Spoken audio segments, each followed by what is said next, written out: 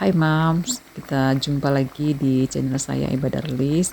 Saya mengawali kesibukan di dapur dengan niat dan doa semoga setiap masakan membawa kebaikan. Amin ya robbal alamin.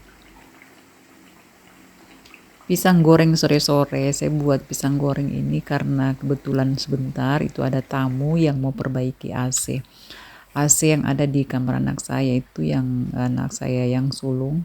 AC-nya macet, gak tahu kenapa, apa penyebabnya, karena tiba-tiba tidak ada dinginnya sama sekali. Padahal sekarang kan musim atau cuaca panas. Jadi kalau kita tidak pakai AC itu gerah sekali. Pisang gorengnya sudah jadi, kemudian setelah itu kita bikin teh. Itu teko sudah berbunyi, itu tandanya sudah mendidih, siap-siap bikin teh. Jadi teh dengan pisang goreng itu memang merupakan perpaduan yang sangat cocok, apalagi kalau kita konsumsi di musim-musim hujan-hujan atau dingin, itu cocok sekali. Ini sudah jadi, dan untuk teh ini untuk saya berdua dulu karena yang servis AC kan belum datang, jadi saya akan menikmati di sini bersama dengan suami. Ini suami baru datang dan langsung baring di sini di kursi, mungkin kecapean karena seharian dari kantor, jadi langsung ke sini saya lihat, jadi saya bawakan pisang goreng. Dan ini dapur di pagi hari. Pertama saya masak dulu tahu. Tahu ini direbus sampai matang, kemudian nanti akan digoreng. Kenapa seperti ini? Karena anak saya yang sulung itu suka sekali dengan tahu goreng dibandingkan dengan tempe. Tapi kalau digoreng langsung ya dia tidak terlalu suka. Makanya saya rebuskan dulu sampai matang, kemudian ditiriskan lalu digoreng sebentar. Jadi kalau sudah digoreng itu dibikinkan lagi sambal untuk dicolek. Ada juga ikan bete-bete. Kalau di daerah teman-teman mungkin namanya lain, tapi di daerah saya di Makassar itu namanya ikan bete-bete. Ini enak sekali dimakan panas-panas, kemudian ditambah lagi dengan nasi hangat. Nah, kemudian ini yang di sampingnya itu ikan tuna. Tadi saya beli di depan rumah, sudah dipotong-potong memang, jadi praktis bisa langsung dimasak.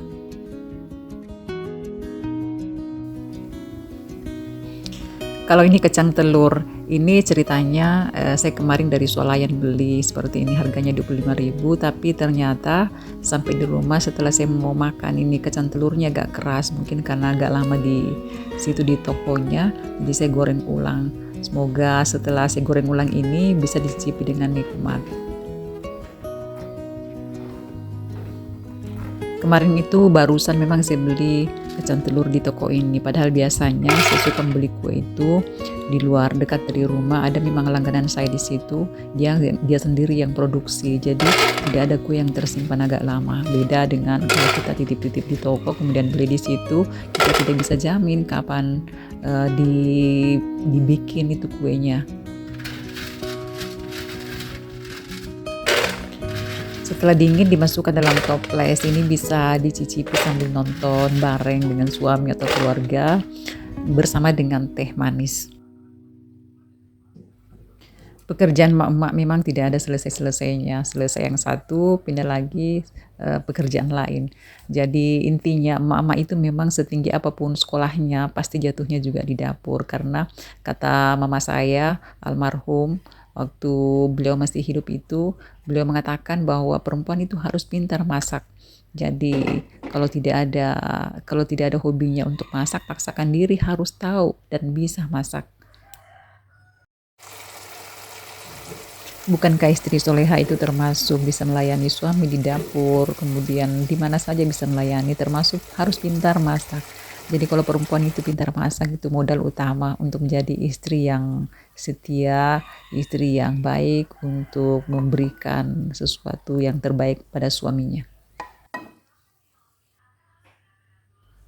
Saya ingat sekali dulu waktu pertama pengantin, karena kita kan anak kosan, jadi waktu kuliah dulu kita kos-kosan, jadi hanya bisa masaknya mungkin masak Indomie ataukah beli di tempat warung, kita langsung makan di situ, pilih tahu, tempe, dan sayur bening itu sudah cukup. Tapi sekalinya sudah menikah, kita harus dituntut bagaimana caranya bisa memasak untuk menyiapkan kepada suaminya. Tapi kalau sekarang tidak ada alasan tidak tahu masak karena semua resep ada, bisa nonton di TikTok, di YouTube, di Instagram, bagaimana cara membuat masakan yang enak. Tinggal kita menyiapkan bahan-bahan. Jadi kalau memang kita ada kemauan untuk belajar masak, sekarang sudah bisa. Buat teman-teman dan bunda-bunda yang baru bergabung di channel saya, Eba Darlis, mungkin belum tahu siapa saya sesungguhnya. Jadi saya itu seorang ibu rumah tangga tapi juga ibu bekerja, dan selain itu juga saya termasuk ibu persit. Jadi ketiga-tiganya itu harus dijalani. Ketika ada kegiatan di persit harus juga diikuti, karena itu kan ceritanya kita harus mendukung tugas suami. Begitu juga tugas di kantor, karena saya kebetulan tenaga pendidik mengajar di salah satu madrasah yang ada di Kabupaten Bone. Jadi semua itu harus dijalankan dengan profesional.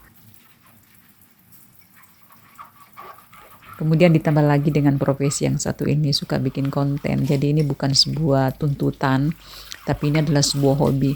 Dan saya awali hobi ini karena suatu hari saya nonton sebuah channel yang saya suka itu adalah Keluarga Sederhana. Itu channel YouTube yang saya paling suka, dan dari situ kemudian saya juga terinspirasi bagaimana mendekor dapur-dapur saya yang dulunya saya suka sekali warna hijau, tapi setelah saya ikuti channelnya itu Mbak Dewi dan saya sangat terinspirasi, kemudian ada biaya, saya rubahlah dapur saya seperti ini.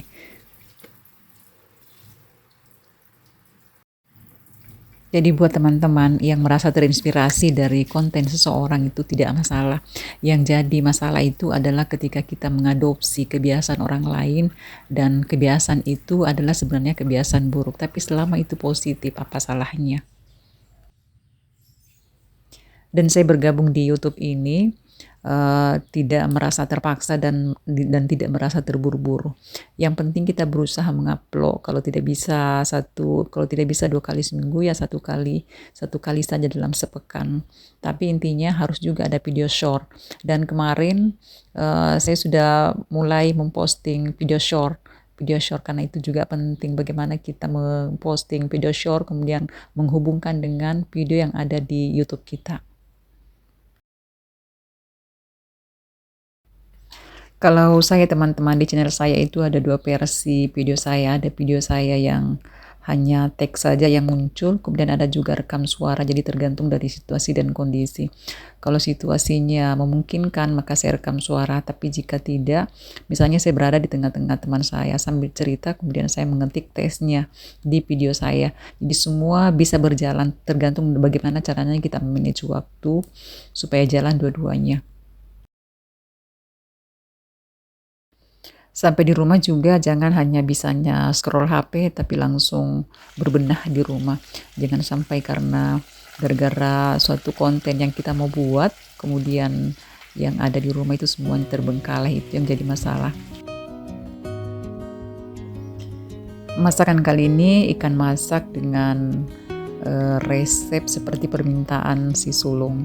Jadi dia minta itu, "Mak, tolong lihat di YouTube," katanya, baru bikin masakan ikan seperti ini. Jadi saya tumis dulu, kemudian masukkan rempah-rempahnya, bumbunya, dan setelah itu kita masukkan ikannya. Dia suka sekali dengan ikan masak, tapi yang penting ikan masaknya itu yang langsung bisa dimakan. Kalau sudah dipanasi berkali-kali, dia tidak suka. Enak rasanya nih teman-teman. Di sini bukan pakai asam jawa, tapi pakai mangga yang sudah dikeringkan. Ini jadi agak-agak kecut, tapi dikasih juga gula pasir. Jadi seimbang antara gula pasirnya dengan kecut-kecutnya. Kemudian taburi tomat dan berikan daun bawang. Dan tidak terasa sudah 9 menit 24 detik saya menemani kalian semua. Dan ini sebelum saya akhiri semuanya, saya ingin ditemani dulu unboxing ini sepatu saya yang saya pesan kemarin dulu tapi ternyata cepat datang. Ini rencananya saya akan pakai pada hari amal bakti tanggal 7 Januari 2026. Jadi kita akan gerak jalan santai di start di lapangan Merdeka. Dan semoga kita bertemu, dan teman-teman yang mungkin akan hadir pada acara tersebut, kita berjumpa di lapangan Merdeka, Kabupaten Bone, Sulawesi Selatan. Sampai di sini saya ucapkan wassalamualaikum warahmatullahi wabarakatuh.